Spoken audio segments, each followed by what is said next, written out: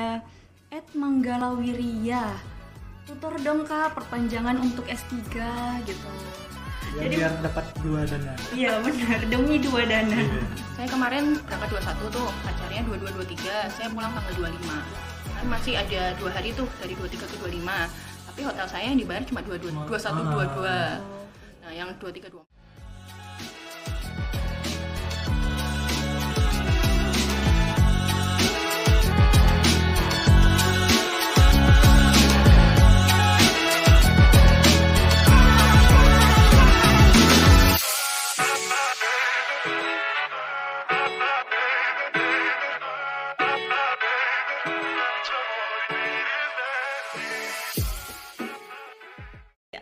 Baik, bismillahirrahmanirrahim. Assalamualaikum warahmatullahi wabarakatuh. Waalaikumsalam warahmatullahi wabarakatuh. Selamat sore teman-teman. Di sini selamat datang di podcast LPDP UGM dengan tema Bersua Bersama Suara Awardi. Oke, di sini perkenalkan saya Nur Afifah Hamzah, Awardi dari PK 217 dari Prodi Magister Linguistik di Fakultas Ilmu Budaya. Oke, di sini kami sudah kedatangan 2 narasumber yang nantinya akan menjawab pertanyaan-pertanyaan yang sudah teman-teman Awardi tanyakan di Instagram LPDP UGM. Jadi mungkin sekedar informasi kepada teman-teman, ini merupakan kolaborasi antara divisi media dan divisi Sahabat Awardi. Jadi Sahabat Awardi memfasilitasi teman-teman yang sekiranya punya pertanyaan dan nantinya akan dijawab oleh para narasumber kita pada sore hari ini. Nah, mungkin ada nih beberapa awardi yang bertanya-tanya apa sih tugas Sahabat Awardi. Jadi tugas Sahabat Awardi itu akan memfasilitasi teman-teman.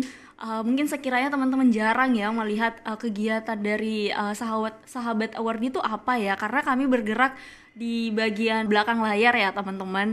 Jadi sekiranya kami tuh akan menjawab misalnya pertanyaan-pertanyaan yang teman-teman kurang mengerti, nantinya akan dijawab oleh teman-teman Sahabat Awardi. Dan juga terkait LOG, terkait perpanjangan studi, itu semuanya akan kami tangani agar teman-teman puas dan kami lemas. Masih dipakai aja slogannya. Gimana kabarnya Mas dan Mbak? Alhamdulillah baik. Baik, alhamdulillah. Sehat. Alhamdulillah sehat ya. Kalau Mas Habib tadi kesininya gimana Mas, perjalanannya lancar? Wah, jauh banget ternyata. Jauh dari mana nih maksudnya Jauh dari Mas? kampus. Oh, jauh dari kampus. Berarti Mas Habib tadi berangkatnya dari kampus. Iya. Kebetulan lihat teman sidang dulu. Tadi siang. Berarti sudah direncanakan ya Mas, lihat teman sidang dulu terus lanjut podcast bersama LPDP. Iya, betul. Kalau Mbak Soraya gimana Mbak? Tadi kesininya naik apa? Jadi nge-grab dari kosan ke sini ternyata bener jauh juga. Jadi memutuskan untuk nge-grab? Iya. Oke.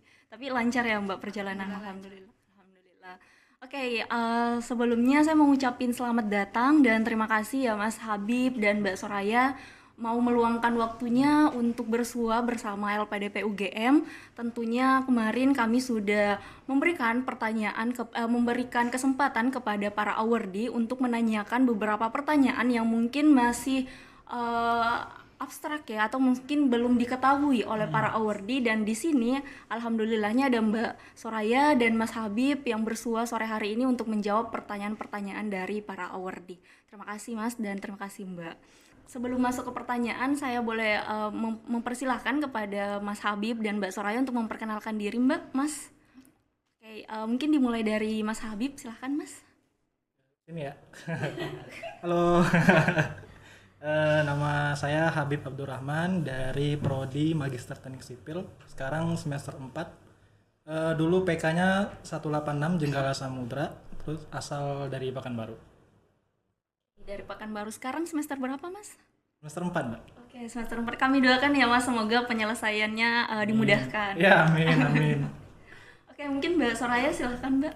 Oh ya, terima kasih ya. Selamat sore semuanya. Perkenalkan, nama saya Soraya Iswandiari Iskandar, biasa dipanggil Ayah. Saya adalah mahasiswa Magister Kesehatan Masyarakat, peminatannya Epidemiologi Lapangan atau FETP.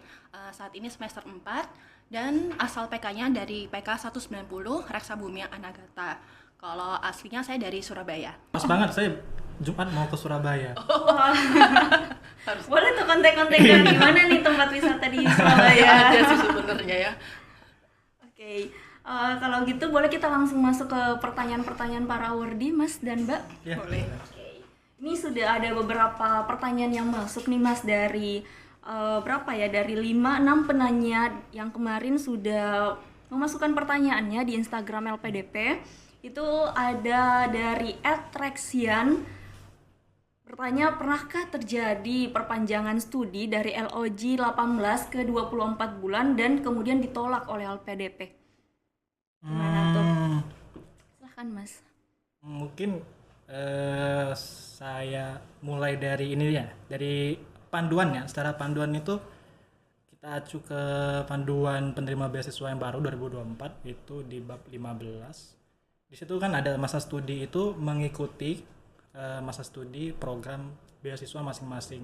Jadi yang magister 24 bulan, yang doktoral 48 bulan, sesuai peraturan Direktur Utama LPDP.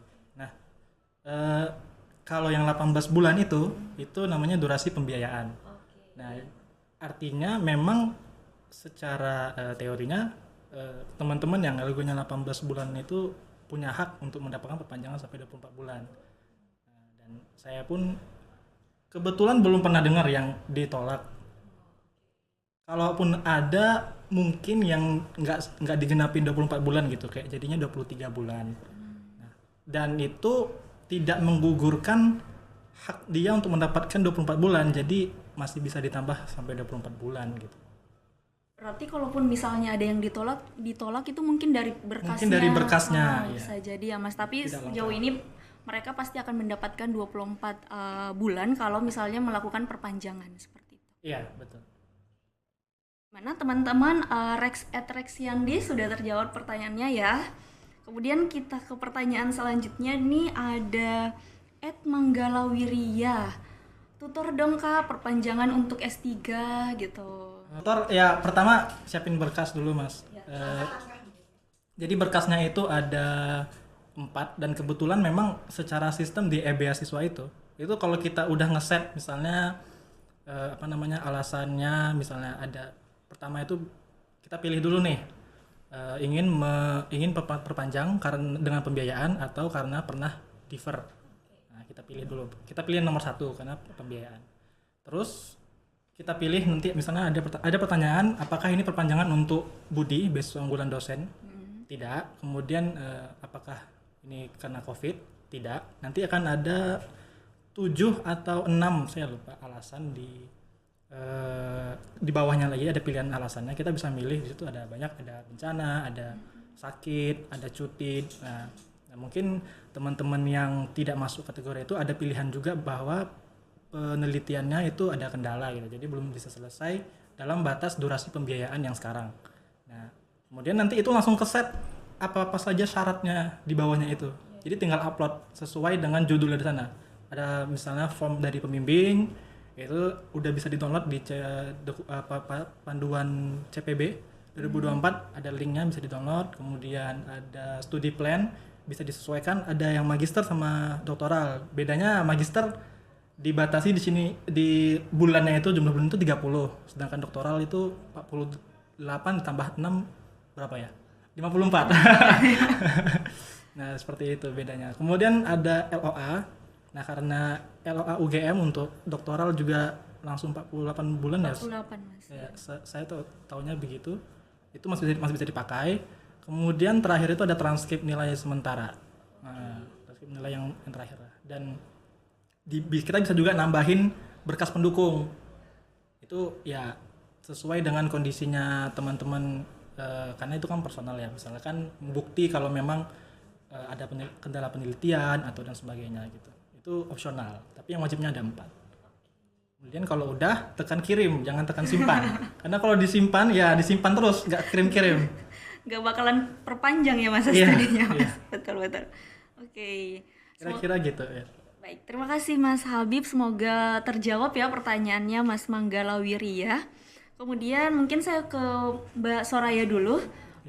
Di sini ada nih Mbak yang nanya, bisa nggak sih kita tuh mengajukan hibah RTA, rekognisi tugas akhir ke LPDP seperti itu? Jadi untuk RTA ini kan pembiayaan yang berbeda. Kalau saya sendiri dapatnya DAMAS, Dana Masyarakat Penelitian. Tapi RTA itu kan juga dari UGM.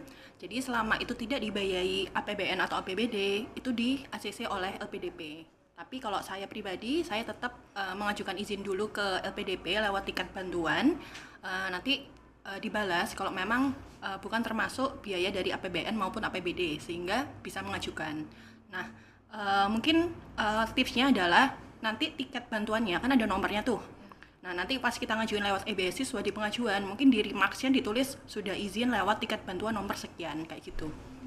Untuk persyaratannya sama kayak yang di panduan. Oke, berarti ini untuk persyaratannya di dalam publikasinya itu ditulis LPDP dan UGM atau nanti itu jadinya 2 publikasi, Mbak? Kalau saya pribadi itu masih belum sampai ke sana. Tapi rencananya nanti di acknowledgement itu dari UGM-nya dan LPDP-nya. Saya boleh nanya nggak, Mbak? Oh, boleh, silahkan, Mas. Kalau pas izin ke tiketnya itu ngelampirin apa aja ya, Mbak? Jadi ceritanya saya Desember 2023 itu ditawarkan oleh dosen untuk ikut dana tesis DAMAS. Nah, jadi saya mengajukan itu dulu. Saya belum mengajukan dana tesis LPDP. Baru Februari itu pengumuman dan proposal tesis saya lolos. Nah, itu saya baru mengajukan tiket bantuan ke LPDP. Saya lampirkan websitenya websitenya DAMAS, terus proposalnya, panduan proposal sama berita pengumuman saya. Saya lampirkan bahwa proposal saya lolos dengan judul sekian, judul ini, terus ketuanya siapa, nama dosen saya. Apakah diperbolehkan untuk mengajukan dana tesis LPDP? Nah, itu nanti dibalas oleh LPDP-nya. Kan di-review dulu tuh, karena memang bukan dari dana APBN maupun APBD sehingga diperbolehkan. Terus kalau saya pribadi, saya juga konfirmasi ke call center LPDP.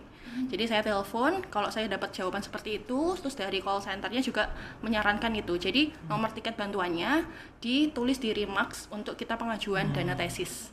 Untuk persyaratannya sama yang kayak dana tesis itu ada 4 file. Yang surat pernyataan tanggung jawab mutlak, kemudian berita acara sempro, itu kan nanti minta ke minat masing-masing tendiknya. Terus yang surat tidak dibiayai oleh kampus, itu saya minta ke minat ke prodi, sama terakhir proposal tesis saya yang sudah ditandatangani di lembar pengesahan. Terus di remarks-nya jangan lupa ditulis nomor tiket bantuan. Lumayan panjang ya, Mbak, prosesnya. Jadi biar dapat 2 dana. Iya, benar, demi 2 dana. Iya, Jadi teman-teman yang mau juga dapat pendanaan publikasi, semangat ya untuk dana tesisnya, itu semangat untuk pengajuannya, seperti itu. Oke, kita lanjut ke Mas Habib ya, Mas. Ini ada pertanyaan lagi dari @alizainali97. LOG sama LOA sampai Juli, S2 yang 24 bulan. Kalau seandainya di Juli itu belum sidang, itu bisa tidak meminta kebijakan ke LPDP? Meminta kebijakan atau mungkin bagaimana kebijakannya gitu kali ya? Iya, bagaimana kebijakannya? Kan kita maksimalnya 24 bulan ya, termasuk Iya, saya betul. juga 24 bulan. Di peraturannya itu sendiri, kalau kita lihat di peraturan CPB dan PB 2024 di bab pendanaan kalau nggak salah itu ada dituliskan penerima beasiswa yang belum bisa menyelesaikan studi sampai kepada durasi pembiayaan dan juga perpanjangannya ditolak, yaitu wajib tetap menyelesaikan studinya dengan kita terus memberi laporan perkembangan studi, kita isi terus, tapi dengan mencari sumber-sumber pendanaan lain gitu. Oh, berarti pendanaan dari LPDP itu sudah diberhentikan seperti itu? Ya, kalau benar-benar perpanjangan juga udah ditolak, memang nggak bisa, dan misalnya alasannya kan nggak masuk gitu kepada alasan yang disepakati di panduan, tapi ya dihimbau, disemangati untuk untuk tetap menyelesaikan studinya dengan sumber pendanaan lain, ya mungkin pribadi atau mungkin dari sumber pendanaan lain, dan tetap melapor perkembangan studinya di beasiswa. Berarti kalau misalnya dengan alasan misalnya patah hati gitu, benar ditolak sama LPDP ya, Mas? Nggak bisa. Oke. Ya, karena alasannya itu ada, kalau di CPB 2024 alasannya ada 4. Jadi itu bencana, kemudian sakit kronis, kemudian perubahan kebijakan dari kampus, kemudian ada alasan lain. Nah, kalau alasan lain ini kan agak rancu ya. Iya. Kalau kita mengacu ke apa yang ditampilkan di dalam beasiswanya itu ada yang tadi saya bilang 7. Selain itu ada kesehatan mental, cuti akademik, kemudian ada syarat lulus seperti publikasi belum tercukupi, kemudian kendala penelitian. Jadi nambah 4 lagi. Totalnya 7 berarti. Nah, hanya saja untuk kami ini yang 24 bulan, walaupun di peraturan itu tertulis masa studi bisa diperpanjang dengan alasan seperti itu. By sistemnya di beasiswa ini itu masih gini Mbak, kalau kita ingin set tanggal dan bulan yang di sana itu tanggal akhir studi yang kita usulkan itu melewati 24 bulan dengan cara alasan yang tadi itu nggak bisa disimpan, nggak bisa dikirim, langsung ditolak oleh sistemnya, diingatkan bahwa durasi Anda sudah 24 bulan gitu. Nah, hanya satu-satunya cara yang bisa dilakukan untuk menambah studi, menambah durasi pembiayaan itu dengan memilih skema COVID. Jadi mumpung masih ada di masih ada di beasiswanya ya di skema COVID, nanti itu dipilih iya. Kemudian nanti alasannya berubah, otomatis berubah itu. Dari yang 7 itu langsung ada tinggal 2 pilihan. Pertama, kendala penelitian akibat pandemi COVID. Yang kedua, pernah sakit COVID selama studi. Nah, kalau kita milihnya yang pertama, yang kedua, yang sakit tadi itu harus melampirkan surat sakit pernah kena COVID tadi dari rumah sakit gitu. Ya untuk yang nggak pernah kena COVID tapi mungkin mau coba pengajuan, hanya alasan yang pertama tadi. Itu cuma satu-satunya cara dan memang harus dikaitkan alasannya dengan pandemi. Ya. Kalau nggak dikaitin berarti nggak bisa ya Mas? Kebanyakan ditolak Mbak. Walaupun alasannya udah ya alasan yang relevan dengan panduan CPB tadi. Ya. Karena sudah ada temen yang nyobain gitu. Berarti sebisa mungkin kalau LOG-nya sudah sampai 24 bulan harus diselesaikan ya studinya. Yeah. Kalau enggak minta surat COVID gitu loh. Bohong dong jadinya. Iya, makanya. Saya tidak, kalau bisa sih enggak, kita enggak mau. Kita usahakan selesai, betul. Selesai. Oke, selanjutnya ini ada dari Listiana Mbak Soraya. Kak Soraya, IKM Ilmu Kesehatan Masyarakat minatnya ambil apa ya Kak? Oh iya, sekalian tadi sudah perkenalan. Saya minatnya epidemiologi lapangan atau FETP, Field Epidemiology Training Program. Jadi itu ya Kak Listiana, sebenarnya tadi sudah disebutkan ya sama Mbak Soraya pada saat perkenalan, tapi nggak apa-apa diulang kembali agar lebih jelas. Mungkin ini Kak Listiana mau gimana ya Kak? Mungkin mau ngikutin minatnya atau seperti apa gitu lah. Oke. Baik, ini saya ada pertanyaan tambahan nih Mas Mbak Soraya. Kalau misalnya terkait publikasi internasional nih, terkait konferensi internasional, ini tuh misalnya ternyata di website dari pengelola jurnalnya ini itu belum melengkapi speakernya gitu loh. Kan kalau di persyaratan di panduan itu minimal 5 keynote speaker yang berbeda ya Mbak. Namun ternyata pada saat kita mengecek di websitenya itu baru 1. Pada saat di email untuk menanyakan keynote speaker tersebut, itu kemudian ternyata tunggu dulu sampai diupdate katanya seperti itu. Apakah itu bisa kemudian mengajukan izin ke LPDP atau kita sebaiknya menunggu keynote speakernya itu lengkap tetapi waktunya mepet seperti itu? Itu mungkin seperti apa Mbak? Mungkin saya coba jawab ya. Saya juga pernah mengajukan dana konferensi internasional Februari kemarin ke Thailand. Jadi itu pengumumannya Desember, terus saya mengajukan izin dulu ke minat saya, terus mengajukan izin ke LPDP. Nah, untuk pengajuan LPDP itu memang ada beberapa persyaratan yang harus dipenuhi, salah satunya keynote speaker yang 5 itu. Tapi seingat saya nggak harus 5, karena saya masuknya cuma 3 sesuai dengan website. Nah, pas itu deadline pembayarannya tuh pengumumannya tuh sekitar pertengahan Desember, deadline pembayarannya akhir Desember, sedangkan kan belum tentu nih LPDP saya di ACC. Ya, saya bilang ke CP-nya, ke kontak person di konferensi itu, saya yang bilang kalau masih belum bisa melakukan pembayaran karena menunggu untuk funding. Nanti kalau saya kemarin dikasih perpanjangan waktu. Nah, itu juga sambil bilang ada persyaratan yang diperlukan seperti keynote speaker, terus ada H-index-nya berapa, kemudian ada list untuk pesertanya dari mana saja, kan harus lebih dari 5. Itu mereka memprovide saya lewat email, sama nanti saya follow up juga lewat WA. Terus nanti kalau sudah lengkap, baru saya mengajukan ke LPDP. Itu lumayan cepat, saya ngajuin hari Selasa, hari Kamis itu sudah dapat ini, approve, statusnya approve. Nah itu yang buat akhirnya saya pembayaran dulu. Jadi kan tipenya kan kalau konferensi internasional kan reimburse ya. Iya betul. Yang penting bukti-buktinya disimpan, yang dibayar cuma biaya pendaftaran, kemudian tiket pesawat PP, tapi kelas ekonomi, sama hotel 3 hari 2 malam.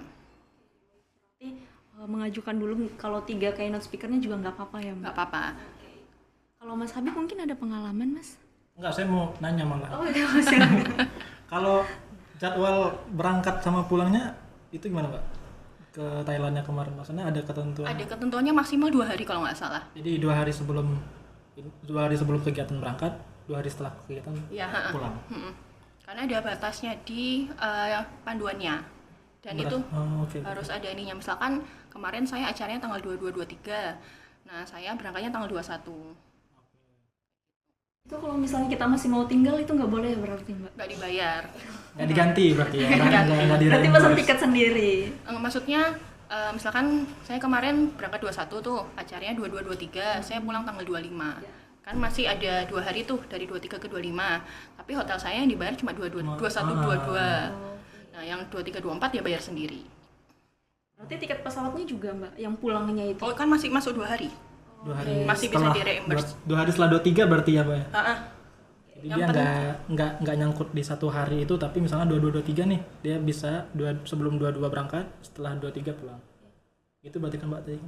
Ya, 21 oh nggak dari 21 ya? 21 berangkatnya, 22-23 acaranya, 24-nya kosong, 25 saya pulang. Tapi 25 saya pulangnya pagi. Tapi kalau misalnya kita pulangnya 26-27? Saya nggak nyoba juga ya.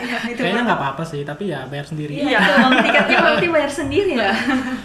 Kan lumayan ya, jadi ya ikut aja. Maksudnya masih nuntut lah. Cuma dan juga kalau saya pilihnya yang di Asia Tenggara, biar mempersingkat ini perjalanan. Apalagi kalau transit lagi misalnya kalau jauh kan. Kemarin dia 5 jam transit 1 kali. Kalau ini Mbak, apa tadi? Batas transitnya ada nggak Mbak? 12 jam. Oke, ini pertanyaan selanjutnya ya Mas Habib. Di sini tuh dari @bilingan yang bertanya, dana tesis tuh termasuk dana transport ke daerah asal nggak Kak, atau terpisah dananya? Ya, Edkos sama Lamsam kan. Edkos masih bisa berlaku untuk angkatan ganjil 2022 ke belakang. Jadi ganjil 2022, genap 2021 dan ke belakang. Kalau mulai dari genap 2022 itu Lamsam. Nah, kalau di di Edkos itu memang dibagi-bagi. Ya, dibagi-bagi, bisa ada persen untuk bahan habis pakai, untuk transportasi. Kalau misalnya pengambilan data tesisnya itu di kota lain atau negara lain. Mungkin maksudnya seperti itu. Tapi kalau Masnya yang menanya tadi itu angkatannya setelah ganjil 2022, maka wajib ambil yang Lamsam, dan Lamsam tuh mau dipakai untuk apa aja silakan gitu. Transportasi, beli ini, beli itu. Sedangkan kalau Edkos kan memang dibagi persen-persennya, dan itu kita harus ngasih proposal, nanti disetujui berapa dananya. Setelah itu kita gunakan uangnya pun harus bikin LPJ dan lain-lain. Tapi kalau Lamsam kan nggak perlu.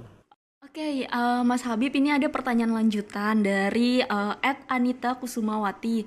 Tipsnya dong Kakak supaya perpanjangan studi itu nggak ditolak sama LPDP. Saya coba jawab aja ya, karena saya sendiri kan belum perpanjangan ya, dan mudah-mudahan enggak perpanjangan. Amin. Nah, kalau yang dimaksudnya tadi dari 18 ke 24 bulan, kan nggak disebutin ya? Iya. Itu ya insya Allah, walaupun saya nggak bisa jamin ya, tapi itu udah haknya kita dapat 24 bulan untuk magister, dan doktoral 48 bulan. Nah, kalau yang untuk lewat dari itu tuh, ya tipsnya pertama harus mention alasan yang sesuai dengan alasan yang diperbolehkan untuk memperpanjang studi gitu. Jadi misalnya kan tadi di pertanyaan sebelumnya saya jabarkan kalau untuk melewati 24 bulan atau 48 bulan itu harus dengan skema COVID. Ya memang harus dimention pernah kendala akibat pandemi itu, iya. Jadi misalnya dimasukkan, setahu saya itu di FMIPA dan di FH ketika semester 1 itu mereka ada surat edaran dari dekannya masing-masing untuk KBM bauran. Jadi 50% daring, 50% luring. Dan dulu juga yang itu tahun 2020 kan? Ya, Covid 2020 ya. 2020 ya, Nah, betul. itu kan ada surat edaran rektor juga. Teman-teman senior-senior kita yang angkatan ganjil 2021, genap 2021 itu yang mengajukan skema Covid juga melampirkan surat itu tersebut gitu biar bisa diterima perpanjangannya. Berarti tipsnya yang penting mengajukan ya Mas ke LPDP. Mengajukan dengan alasan yang tepat. Ya, mengajukan dengan alasan yang tepat karena kita berhak untuk mendapatkan itu. Ya, kalau yang untuk 18 bulan. ke 24 bulan. Tapi kalau 24 bulan itu silahkan Agak sulit sih diselesaikan. ya. Iya, agak sulit. Nggak bisa saya jamin 100% gitu. Karena juga memang di panduannya sendiri udah disebutkan jika dalam masa studi yang diberikan di SK di awal dan setelah diperpanjangan pun ditolak gitu, maka harus menyelesaikan studinya dan tetap melapor perkembangan studi di beasiswa secara mandiri. Jadinya dana mandiri atau cari sponsor lain ya. Betul. Pendanaan yang lain ya Mas di Iya. luar dari LPDP seperti Iya. itu. Jadi gitu ya Kak Anita Kusumawati, semoga terjawab. Jadi silahkan mengajukan dengan alasan yang tepat. Kalau misalnya Mbak Anita ini LOG-nya itu sudah 24 bulan atau kalau 18 bulan silahkan mengajukan dan insya Allah akan mendapatkan haknya menjadi 24 bulan. Berarti ini selesainya Nafas. Juni ini? Saya itu lagi ditinggal haji ya. baru balik minggu kedua lah paling lambat bapaknya hadir di kampus lagi. Bulan Juni berarti? Juli. Iya. Mbak juga? Teman saya. Jana? Sama lagi. Iya. Oke, berarti kalau kayak gitu maksimalnya harus ujian sebelum tanggal 31 Juli ya, Mas? Iya. Nah, itu juga jadi gini, mungkin bisa sebagai informasi tambahan. Iya, betul. Di tiap-tiap fakultas itu untuk tanggal SKL-nya itu ada yang mengikuti yudisium, ada yang sidang. Dan LPDP itu mengikuti tanggal SKL. Jadi bisa yudisium atau sidang tergantung fakultasnya. Ketika sudah mencapai tanggal SKL itu, per tanggal SKL itu seluruh pembiayaannya di stop, diberhentikan. Jadi kalau saya nih mungkin karena mepet ya harapannya sih sidang sebelum 31 Juli, tapi kalau mungkin bisa lebih cepat, mungkin bisa yudisiumnya 31 Juli. Ya masih berusaha saja sih. Yang penting nggak lewat 31 Juli ya, Mas? Ya mudah-mudahan ya Mbak ya. Amin. Karena tergantung pembimbing juga nggak sih, Mas? Ya Iya kan? benar. Kalau misalnya ditinggal haji, siapa tahu masih mau istirahat dulu atau gimana? Ya, biasanya gitu biasanya kan yang pulang umroh pulang haji itu suka nggak enak badan Ya, gitu betul. kan. Karena habis demam, perjalanan jauh. Ya capek gitu kan. Ya mudah-mudahan lah. Kita doakan ya Mas, semoga 31 Juli bisa selesai. Amin. Mbak Soraya juga, ini juga LOJ-nya berarti sama ya Mbak, 31 Juli. Berarti nanti wisudanya juga bareng. Kalau selesai 31 Juli Mbak itu dapat wisudanya Oktober. Bisa, karena wisuda yang paling dekat kan 24 Juli. Itu mungkin yudisiumnya akhir Juni lah. Mbak. Iya betul. Kita doakan ya Mbak Soraya, Mas Habib semoga bisa selesai tepat waktu. Amin. Amin. Jadi selanjutnya ini bakal lanjut LPDP lagi S3-nya? Atau mungkin nyari kerja dulu? Wah itu Tarik nafas dulu kayaknya. Oke, tarik nafas dulu. Atau mungkin Mbak Soraya jadi S3 atau S3 dulu nih. Mas Habib nyari kerjaan dulu. iya bisa jadi Mbak. Oke. Karena udah capek kuliah Mbak. Capek kuliah, capek belajar. Capek belajar. Belum lagi S3 nanti nyusun. Enggak, S3 kan nggak ada belajar ya ceritanya ya. Iya benar. Tapi sama aja sih Mas, belajar juga ya. Maksudnya nggak ada belajar tuh justru lebih Iya, lebih berat Oh iya gitu. betul.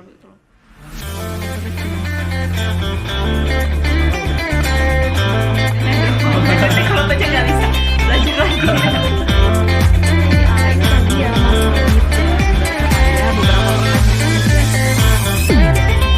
Ini tadi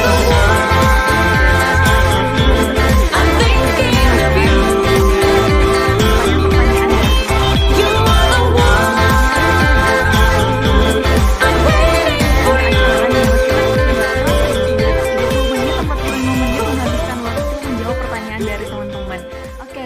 selanjutnya saya mau ngucapin nih terima kasih banyak Mas Habib dan Mbak Soraya sudah mau meluangkan waktu bersama sahabat Awardi untuk menjawab pertanyaan-pertanyaan dari teman-teman seperti itu. Oke, Mas Habib dan Mbak Soraya terima kasih banyak, sehat selalu dan sampai jumpa di podcast LPDP UGM dengan tema Bersua Bersama Suara Awardi. Dadah.